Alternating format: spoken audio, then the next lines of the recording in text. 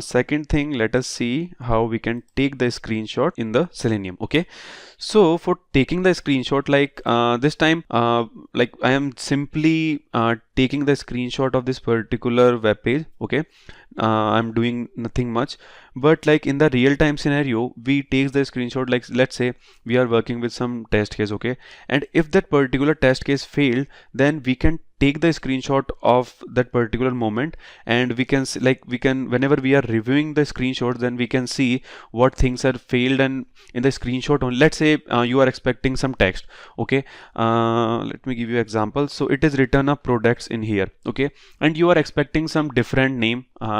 Okay, so whenever the assertion will fail, then you can take the screenshot, so that in the future you can see what is the name in here, and you can get the idea what the things got failed, and like there is a bug or something in the application. Okay, so but for now, like I am simply taking the screenshot of this web page only to show you how we can use the screenshot. So for now we are taking the screenshot. Okay, so to take the screenshot, there are some steps we need to follow. First of all, we need to use a take screenshot. So this particular, there is an interface, this take screenshot, we can use it, and then we can say screenshot. Okay, and then we need to provide the driver, and that particular driver, call it take screenshot.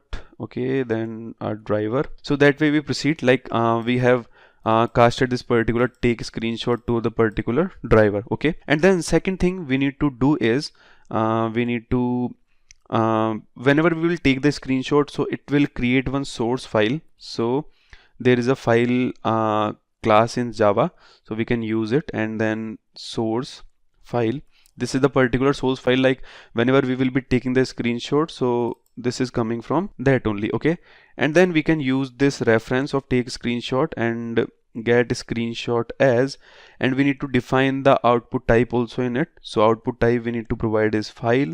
Okay, so this is a source file we have got. Okay, now we need to copy this particular file in the particular location on our system. So let me show you how we can do it. So like this time we are not having any explicit dependency, but we can use a third-party dependency to copy the files. So this is the particular dependency. This is from Apache Commons IO. I am using this particular dependency in my project. I'll be like I'll put the link in the description of this particular dependency. You can use it, like it will provide multiple options, okay, related to the files. The thing we are doing is I have imported the dependency in here. Okay, the thing we are doing is we have got the source file. Now we need to copy this source file and put into our destination location. So what will be our destination location? So generally whenever we are working with the test case, whenever we get the screenshot, then we can put all the screenshot in this target folder. So like this is the target folder created by Maven. Okay, whenever we'll does the clean install, Maven clean install, okay, test. So we can put all the screenshot in this target folder thing. Okay, so our dependency has resolved in the POM. Okay, now let me do one thing. Then we can do file. There is a class file utils. Okay, this is coming from this org apache common.io, which we have imported just now. And this file util, we are having one static function, copy file. Okay, and this copy files take two arguments. First one is the source, and then second argument is the destination. Okay, and we can provide the file path in here. So let's say we need to put this particular screenshot into a target folder. So this is the location of my target folder in my system. Okay, we can provide it. We can also, okay, let me replace all those double slash with the, okay, then let's say we need to put this particular screenshot in the screenshots folder. Okay, and then we can, like, let me give it a test screenshot.png.